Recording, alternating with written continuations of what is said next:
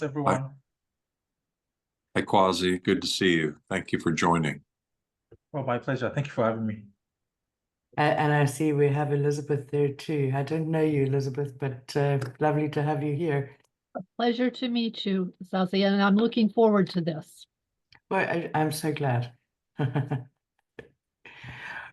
I think if we're ready, I can start. Doug? Okay, please Mm. do. Okay, I see there are a few people I know as well, including Nima from Global Chamber in Tanzania. So lovely to have her here. Thank you to everybody for being here this evening. I'm Zazi from One Ism, and we're working in partnership with the African Free Trade Union Policy Network. So Kwasi is going to be talking to us about some interesting ideas around policy, etc., e-commerce in Africa. Great pleasure to have you here, Kwasi. And for those of you that don't know much about Oneism, just a brief introduction. So we're developing a video-based directory and marketplace for SMEs involved in global trade or wanting to connect to new markets, starting off in Africa. And our aim is not really to reinvent what's already there. There are so very many platforms that do great things, but really to elevate and streamline how we solve ongoing problems for B2B commerce, especially for SMEs. And as we pointed out, we're starting in Africa because there's so much potential and opportunity there. And coming from South Africa, I'm particularly passionate about entrepreneurship in Africa. I believe that's how we change the world, by really focusing on doing everything we can to empower people across the continent. So I will hand over to you, Kwasi, and in between I will. You what? Yes. No, you are open. I can't Hello, hear. Zazi. Can you hear Hi. me? Yes, Oh, now I can yes. hear you. Yes, sorry for that. I was having a few technical challenges. Not at all. Yes. So would you like me to introduce myself? Is that? That would be lovely. Oh, okay. So my name is Kwasi Otrobwati. I am Deputy Director of the African Continental Free Trade Area Policy Network Group, which is an independent organization separate originally from the AfCFTA Secretariat itself, but we are in partnership with them at this point. I am also the Assistant Registrar of the Ghana Armed Forces Command and Staff College. So my organization is the APN. We are the After Policy Network Group. We like to call ourselves the primary advocates of the AfCFTA. Our duty is to help the AfCFTA, the Secretariat, and the African Union at large to bring together its agenda concerning intra-Africa trade across the continent. It is typically referred to as the first stage of regional integration. That is free trade. So Africa is only now beginning its journey towards integration. It's late, but it's not too late. So we are now beginning our journey. The role of APN is to facilitate that journey however we can. So we do that in so many different capacities. In a few months ago, I came in contact with Zazi and Mika, two very wonderful people, and we have teamed up together, One Ism and APN, to push this agenda for enhancing intra-Africa trade. APN is extraordinary when it comes to our work regarding advocacy. And One Ism presents also the digital platform. Together, we're able to do so much. We hope to do so much. And it's in light of that we are meeting today to share some thoughts with all you wonderful people.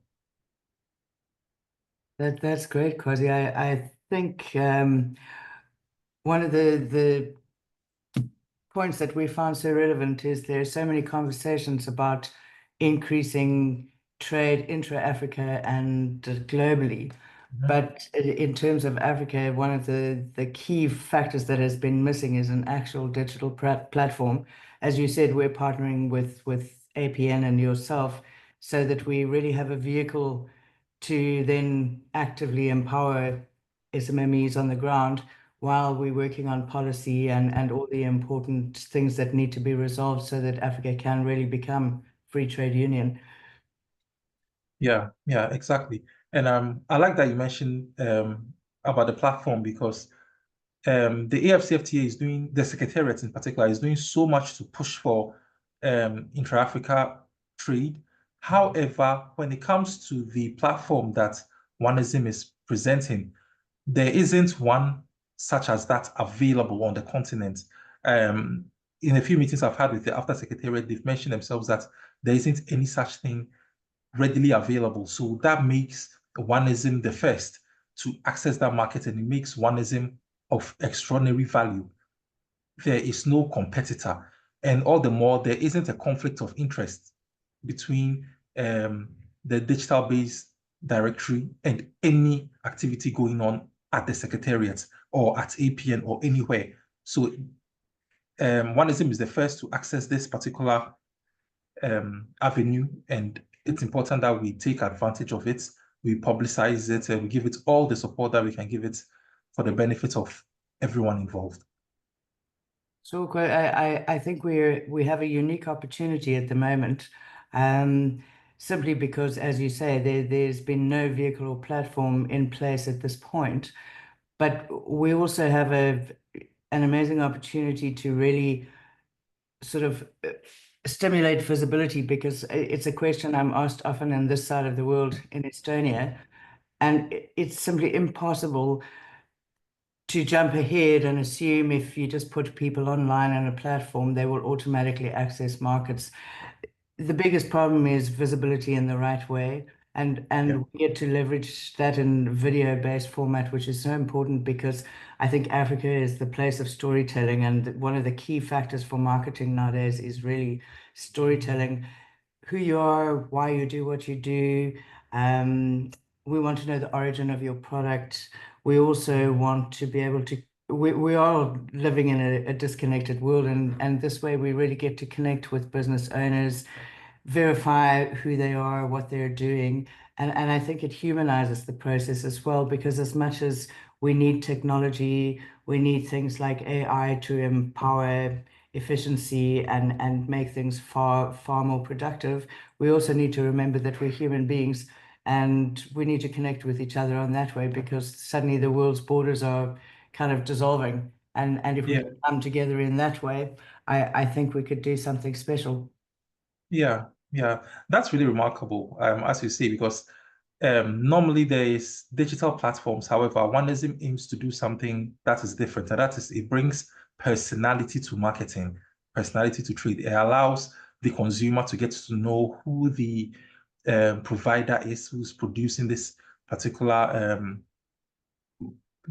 entity, and it allows them to know the story behind it. Like as you said, it humanizes the process, and it helps to link the personalities between them. And I think it's quite remarkable. And I'm optimistic it will do very well with this initiative.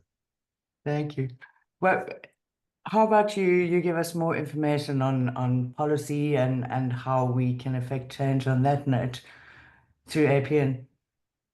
Okay, sure. I have I think a slide on that. If you are ready, I can comment. Please. Okay, let me try and share it.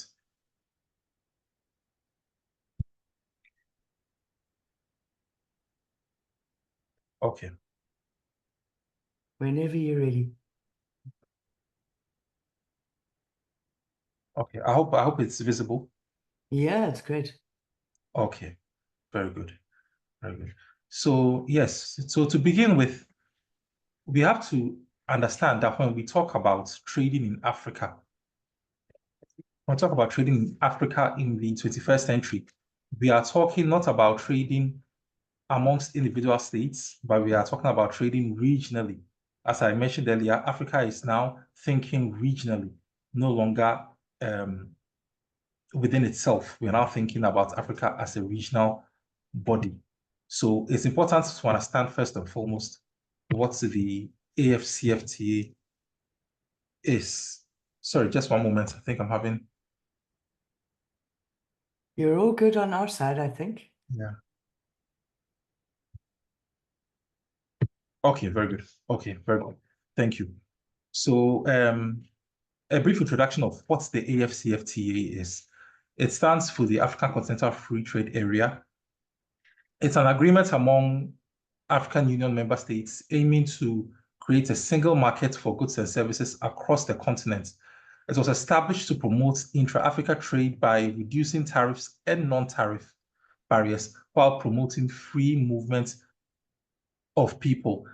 For those of you in Europe, I'm sure you recognize a lot of this with Europe's advancement in integration. You move from one state to the other, almost as though you are moving from one community to the next. There are very few, sometimes absolutely no barriers between states. Now, the AfCFTA aims to foster economic integration, industrialization, and sustainable development across Africa by enhancing competitiveness and attracting investment to the region. It is a transformative initiative aimed at fostering economic integration, boosting trade, and accelerating industrialization across Africa. Policy advocacy and digital platform play crucial roles in aligning African businesses with AfCFTA's long-term goals by fostering inclusivity, building capacity, and ensuring effective implementation. If you look at the picture on the screen, on the left is the founder of the AfCFTA Policy Network, Mr. Louis Aful, and on the right is the Secretary General of the AfCFTA Secretariat. Sorry, just a moment, please. Not at all.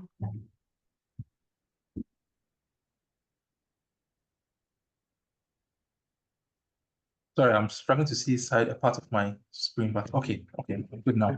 Thank you. Yes, so the AfCFTA Policy Network plays a pivotal role in advocating for the effective implementation and utilization of the African Continental Free Trade Area. Our activities are centered on raising awareness, building capacity, and fostering partnerships to ensure that businesses, governments, and civil society actors can fully leverage the opportunities presented by the trade agreement.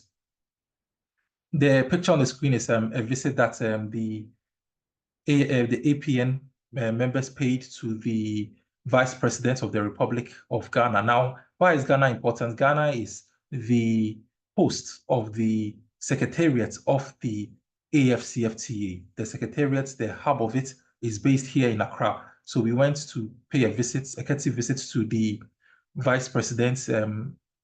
I think it was last year, yes. We went to visit him and we inducted him as a member of APN. So the Vice President is a member of APN. Now, to look at some of the advocacy work of APN, we do a lot of work starting with promoting awareness and understanding through outreach campaigns. The network conducts workshops, webinars, and seminars to educate stakeholders, particularly SMEs and entrepreneurs, about the provisions, benefits, and opportunities of the AfCFTA.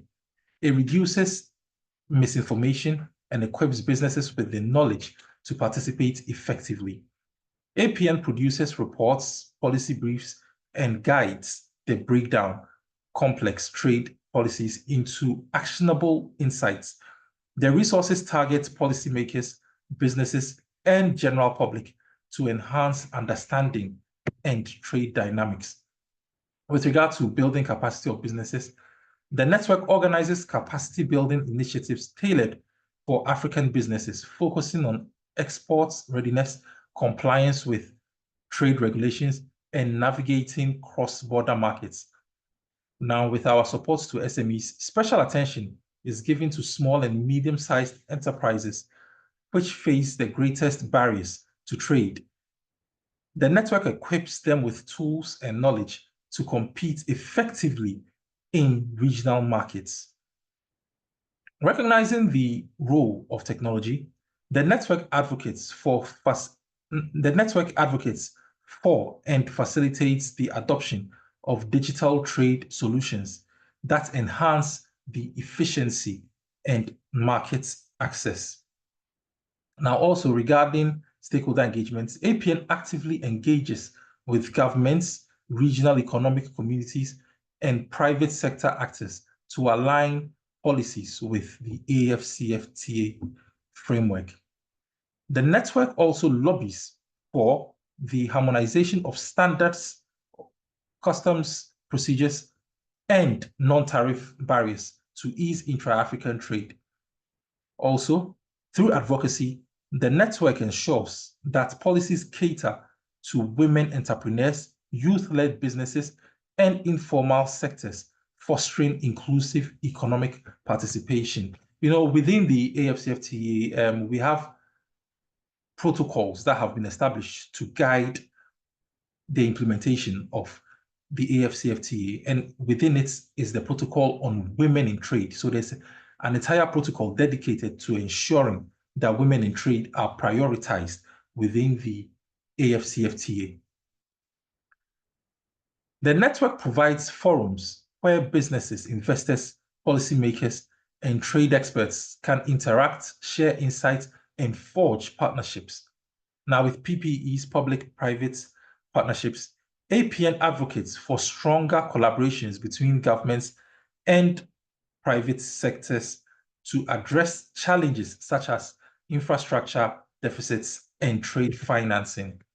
Now, when it comes to monitoring and accountability, the network monitors the progress of AfCFTA implementation across member states and provides feedback to policymakers, ensuring adherence to commitments.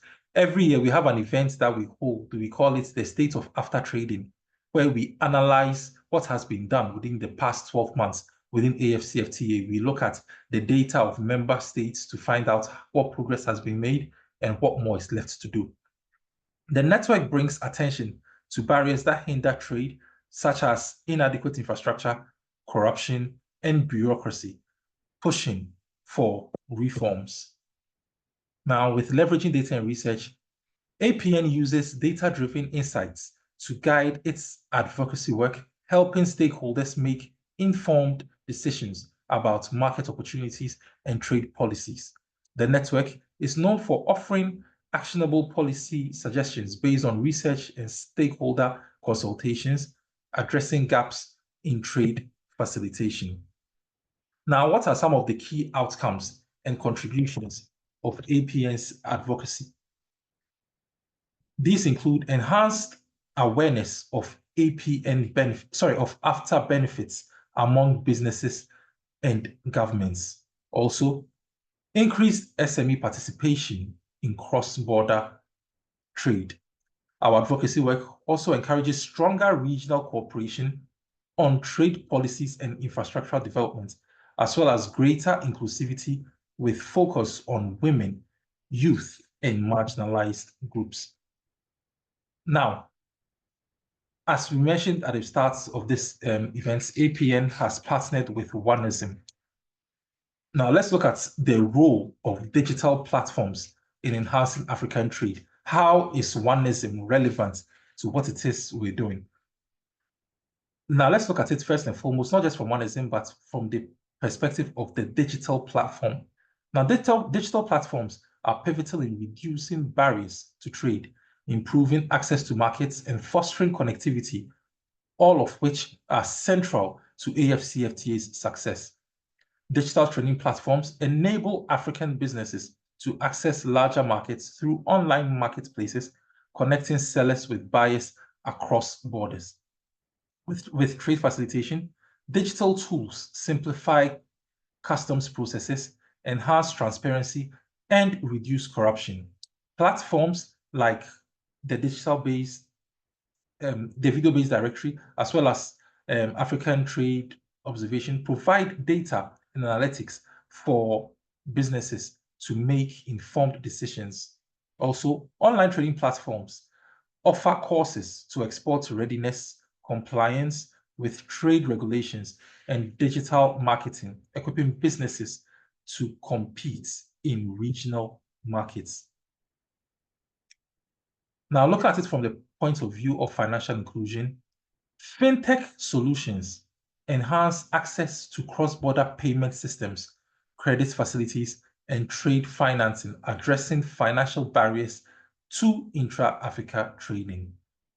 Digital platforms help businesses optimize supply chain by connecting manufacturers, distributors, and retailers seamlessly, reducing costs and improving efficiency. Now, with regard to advancing regional collaboration, digital networks foster collaboration among businesses, policymakers, and advocacy groups across different countries, ensuring consistent alignment with the goals of the AfCFTA. Now, therefore, what is the synergy between the advocacy work of APN and the digital platform of One Ism? How do we come together to be of benefit to the agenda of intra-Africa trade? Policy advocacy and digital platforms often intersect to reinforce one another. Advocacy efforts can push for the adoption of supportive digital infrastructure and e-commerce policies. Also, digital platforms amplify the message of advocacy, creating awareness and engaging stakeholders across regions. Both tools can be leveraged to address the digital divide, ensuring equitable access to technology for businesses of all sizes. So now, what are some of the challenges that we are facing in this partnership in the context of the AfCFTA or in the context of intra-Africa trade? The issue of limited digital infrastructure and internet penetration in rural areas is a hindrance to the objective of these partnerships. In Africa, the urban areas tend to have generally good connectivity.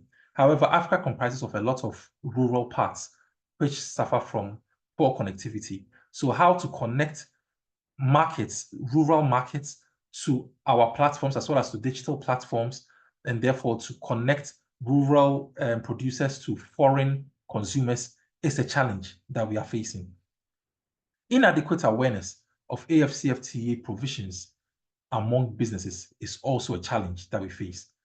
Regulatory inconsistencies across member states is also another very significant challenge. We have 55 member states that are at the moment ratified onto the AfCFTA. But however, when you look within it, you find quite a number of us have different regulatory frameworks, and therefore we are doing different things concerning the very same activity. So that is a problem.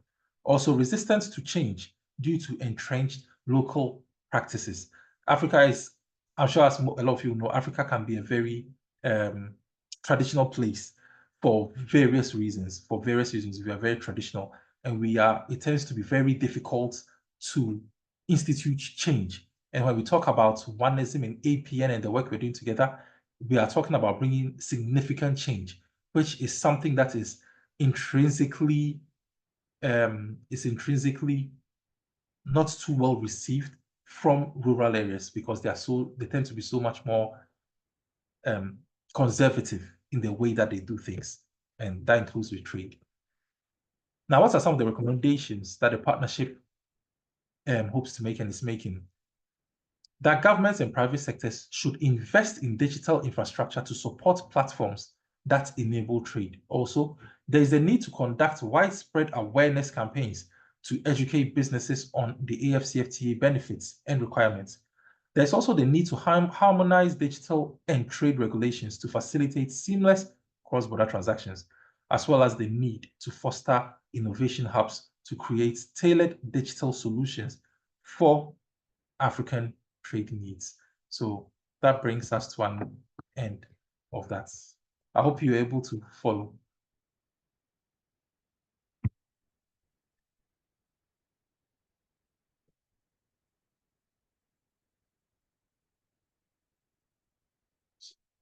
Yes.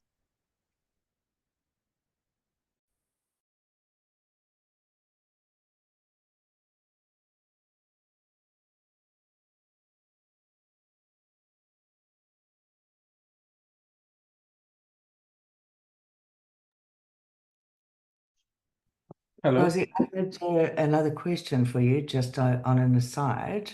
Sure.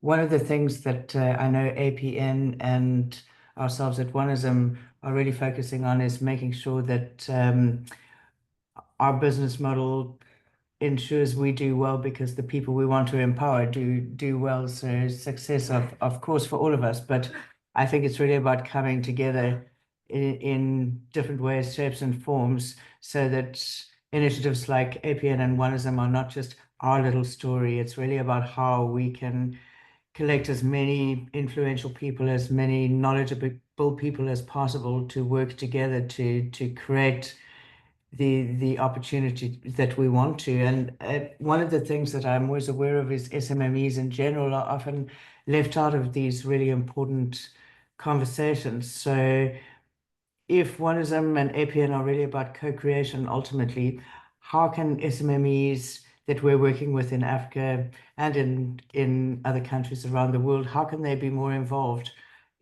Is there room for them to take part in what APN is doing? Yes, I think there are two parts to that. First of all, oh, sorry, I hope you can hear me. Okay, you can hear me good. I can. First of all, APN is very strong when it comes to advocacy. We do a lot of advocacy work. We do a lot of capacity building. For instance, at the moment, we have commenced with the APN Trade School, where the idea is to educate, in fact, the general public all across Africa on what the AfCFTA is, why it's important. We are in talks with some of the, with our Minister of Education, for instance, in Ghana, on instituting African trade into secondary school education so that the next generation come up with the knowledge of the AfCFTA or the knowledge of regionalism and the importance of it, since the paradigm is switching. We are moving more towards a regional-based society at this point. Also, the APN's network is vast. We at the moment have a network of thousands of people across Africa. So it's very, we're able to spread our message, able to spread the capacity building initiative quite wide. So at the moment, there's a lot that's being done to build the capacities and awareness of SMEs regarding not just APN or One Ism, but on the whole agenda of African trade. And most importantly, in Africa, people want to not just know about you, they want to know how your initiative is going to benefit their business. They want to know how the practicality of how APN and One Ism is able to move their goods from Ghana to Kenya to Zimbabwe to Zambia. They want to know the reality. Yes, we've heard you say it, but can you do it? What can you do for us? So that is why we are investing so much in the capacity building aspect of our partnership, to make sure people not only understand but can attest to the effectiveness of what it is that we do. We don't want to just be another slogan, another campaign that comes and disappears around the corner. No, we want to make a change. The only way to make intra-Africa trading a reality is to understand that change hasn't come for a long time. We haven't seen change within African trading for a long time, and we need to do everything we can to move the needle in that respect. And that's what we are hoping to be able to achieve within this partnership. I hope that helps. It does. I had another question for you as well, just to ask you to share a little bit more about your women empowerment that you do as part of APN. Okay, so APN has a few components, a number of components. We have the policy network aspect. We have the Africa Globalized Initiative. We have quite a number of aspects. We also, very, very importantly, we have the Women in Trade aspect, which is, I believe, what you are asking.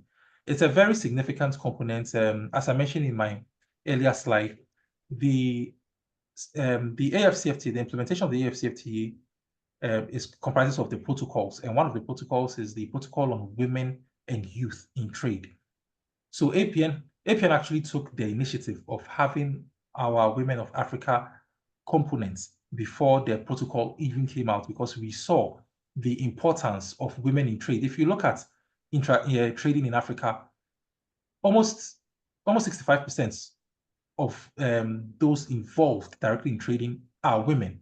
So not to have not to have a directorate on that will be quite negligent on our part and as well as the part of the Secretariat, and we've all made sure that component is established. The women do a lot of amazing work that I don't think the men can even do. They do a lot of the grassroots work. They come to work, you see them working at dawn, they'll close sometimes at the thick of the night. So it's very important to consider them, to be able to find out from them what are their challenges, what is it that they are hoping to move, what goods, what products, what are the challenges they are having, how can we facilitate them policy-wise, what can we do to make their load lighter, how can we put more money in their pockets. So these are all parts of the work that the Women of Africa does in APN. We focus on what their needs are, we focus on reaching out to them, we focus on being able to answer the practical problems that they have. And also we focus very importantly on building their capacities, on driving policy their way to make sure they are advantaged where possible. Because once they are advantaged, intra-Africa trade is advantaged. They are the majority of it. They are the heart of it. Yeah. Lovely. I'm going to invite Nima from Global Chamber in Tanzania to respond. We're also shortly going to announce our MOU to work in partnership. And Nima, if you're there, it would be lovely to hear your thoughts. Thank you, Zazi, and thank you very much, Kwasi, for your presentation and your detail about AfCFTA. I'm the Executive Director for Global Chamber Tanzania, but I'm also the Vice President of African Women in Herbs and Spices. And also I have an organization that is supporting youth and women in being export ready for global markets. So we have just signed our MOU with Zazi, with One Ism, to support women to be visible in the video part and to be visible with their products and to expand their markets. And we have started with women in herbs and spices, but also working with women in jewels, in mining industry, and also women who are around textile and fashion. So we believe that when women tell their story and show what they do, the amazing job that they do in Africa, we are going to showcase whatever is happening. For example, when we talk about herbs and spices, we know it's a long forgotten industry, and most of the people don't know that we have beautiful spices coming from Africa. And we have very good textile, we have handmade products that women are making. So this is a chance for us to showcase everything that is available in Africa and show it to the world. And this has made women very exciting. We've had so many webinars with Zazi, and it was just so beautiful that how women are ready to take the opportunity. Thank you very much, Zazi, for the opportunity for the women in Africa and working with you. Thank you so much to you and Kwasi and Doug and everybody at Global Chamber for the opportunity as well. I think we wouldn't have made so many inroads without this platform in terms of connecting with people. And I also just thank you in general. I have met such incredible people like yourself, Nima. It's so inspiring, and Kwasi was saying, which I agree with, coming from Africa myself, it is such a traditional place, and we love to stay in the past. But the more I'm speaking to people and the more webinars I'm doing in Africa, the more intriguing it is, because somehow people are wanting change. If we can just find a way to deliver the opportunity in a creative way, because I think we need to bring adventure back into business ultimately and really show people that there are opportunities. So there seems like there's a window of opportunity for us here too on this note, if we can put our heads together and be creative, Kwasi. Yeah, I couldn't agree more. And first of all, Nima, congratulations on your partnership with One Ism. I should say that first and foremost. I'm very glad to hear about it. It's very good work that you're doing. I'm glad you are with us. I'm glad now I'm aware of partners that we have over there. We'll be able to do a lot of work together. I'm very excited about the presence of Oneism in certain places in the continent because it tells me that once everything is fully up to speed, we have a network to push this agenda. I'm very excited about that. We have the network that will push this agenda. So I'm very happy to be able to connect with all of you. Yeah. Well, I look forward to introducing you and Nima formally. So that was a surprise for you, Kwasi. Yeah. Obviously, you know, I've had a 2-week leave of absence. And in the meantime, all these things are brewing, but they're great partnerships coming to the fore. And it would just be so lovely when we're all working together. And as you say, we suddenly are spreading out quite unexpectedly, well, not unexpectedly, but a lot faster than expected, should I say. And we're now developing sort of foundations in Namibia, Rwanda, Uganda, Malawi, South Yeah. Africa, obviously, in addition to Tanzania, Kenya, and Botswana, obviously, where we have our subsidiary. Point is, there is so much interest, and I think what's inspired me the most is how so many people, in fact, almost everybody that I've connected with, really wants to work together, to come. Whatever conversation I've had, it's amazing how there's some sort of synchronicity along the way, and sometimes there are avenues that we haven't thought of. Sometimes we have thought of them, but very, very inspiring. Yeah. Very, very, very true. And sorry, Nima is in which country? Is it Tanzania? Tanzania, yes. Very good. Yes, in Tanzania, Kwasi, and we met last year in the Women Conference of AfCFTA. Oh, okay. Oh, wow. I wish we had taken a picture. That way I could make reference to it. But yes. But That's you know, a reminder to self. We all starting to be so busy. We need to have photo ops along the yeah, way. yeah. But you know, there's something that I love about the fact that she's in Tanzania and I'm in Ghana. You know, Africa has always been as fragmented as our borders are. We are, whatever happens in one country scarcely affects another, which shouldn't be the case because what it usually means is if one country is in trouble, it doesn't tend to affect the others. There's no urgency to bring aid, to bring soldiers if there's a conflict to help with peacekeeping. There's very little intra-African economic investment. We are not invested in the economies of one another, and this is a significant problem that we have.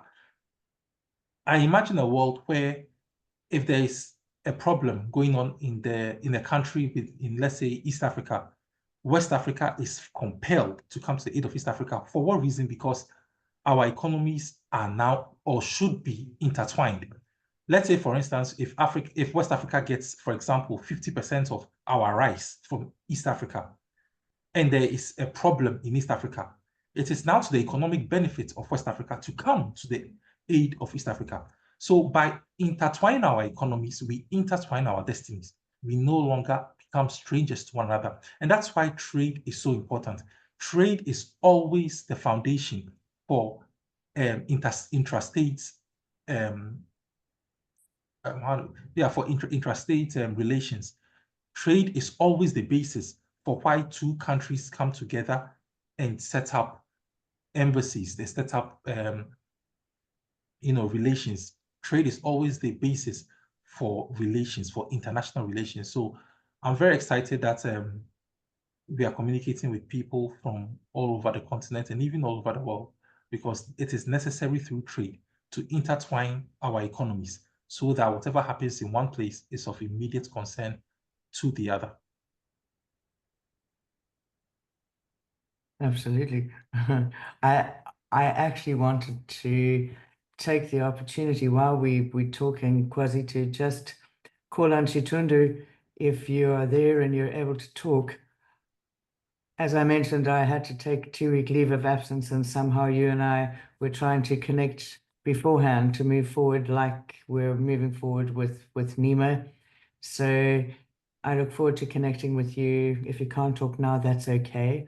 And then I also wanted to, it looks like on my screen, I have a member from Global Chamber Talent, which is very intriguing. I didn't know there was a Global Chamber here.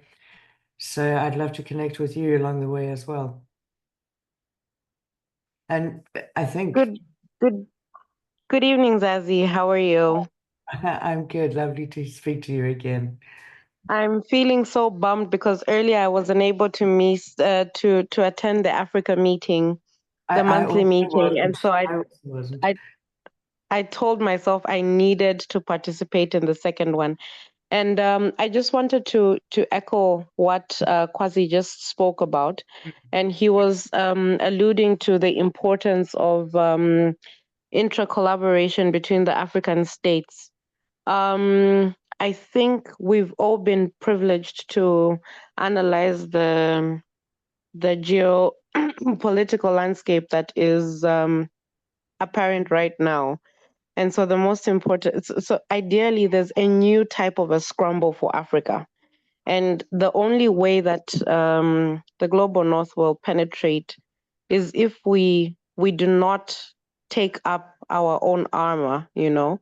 Right now, actually, there is the Zimzam, that's what they're calling it, the Zimzam conference. And that actually just brings together the Zambian and Zimbabwean. It's like actually a Zambian and Zimbabwean expo. And this expo is basically just bringing together different enterprises from the two countries, and they're just sharing new markets and allowing themselves to open to each other's marketplaces. So we're hoping to explore the outcomes of that conference. But again, just to echo what Kwasi said, and reiterate the importance of trade on that scale. Well said, Thank you so much. I hope you've gotten what I was saying, and I hope you heard me. Thank you so much. Kwasi, I've sent you a LinkedIn connection request. Please accept it. I will then send you my phone number, and please let's have a discussion. Hi, Nima. It's always nice to say hello to Nima. I always shout like her. Is Nima still here? Oh, maybe She may have dropped off. But this is the second time I'm yelling her name in a meeting. Hi, Chitundu. I'm here. Hi. It's lovely to see you. Yes, indeed. Yes, indeed.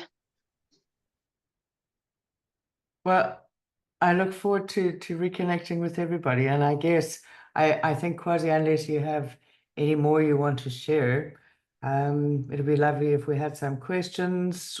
Alternatively, I think that's pretty much us in a nutshell for this evening. Yeah. Oh, I think I'm quite okay at this point. Yes, if there are any questions that are out there, we'll be more than happy to answer. Maybe Doug would like to jump in and say a few words. If you're free, Doug.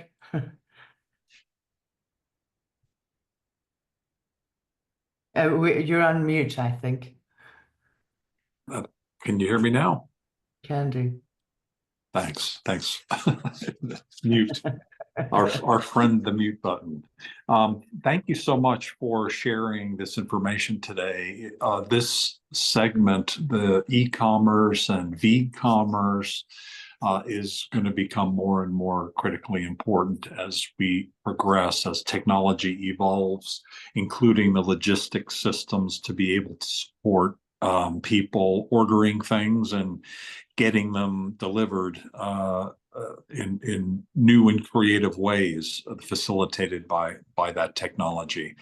These are ideas that 20 years ago people didn't even dream about or barely dreamed about. And so now to see this coming to the world, coming to Africa is very exciting.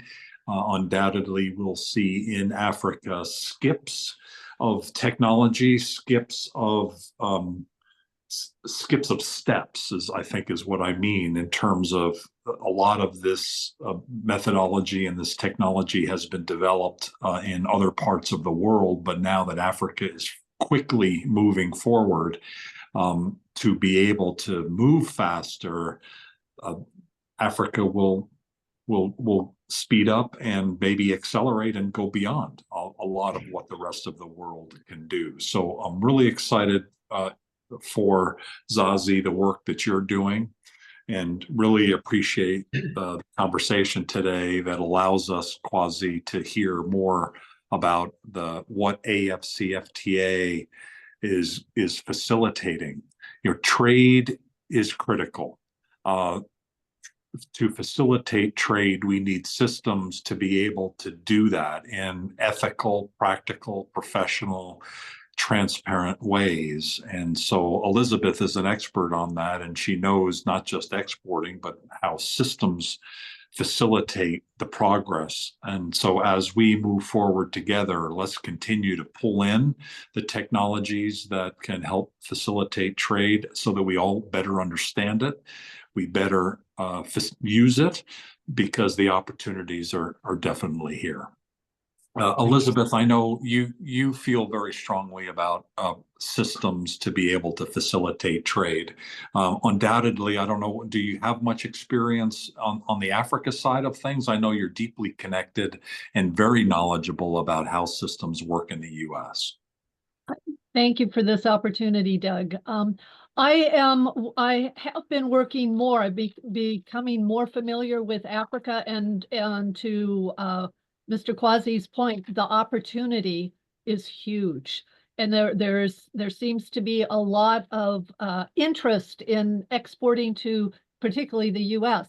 But to Doug's point, that process needs to be in place. And that's one thing that can be very beneficial. And I did put in the chat that iTrade Digital could be a platform. What's beneficial about it is it brings buyers and sellers together visually via Zoom or Google Meet, so that they talk out the trade transactions. And I come from a global logistics background, and I will tell you, that's where a lot of the mistakes are made. And if these companies can learn how to do it easily, they gain a competitive advantage. And that's what I've helped a lot of manufacturers in the US do. Not only build out their business, but do it in such a way that it aligns with their local business opportunities. So I'm happy to talk to anybody about that if there's interest.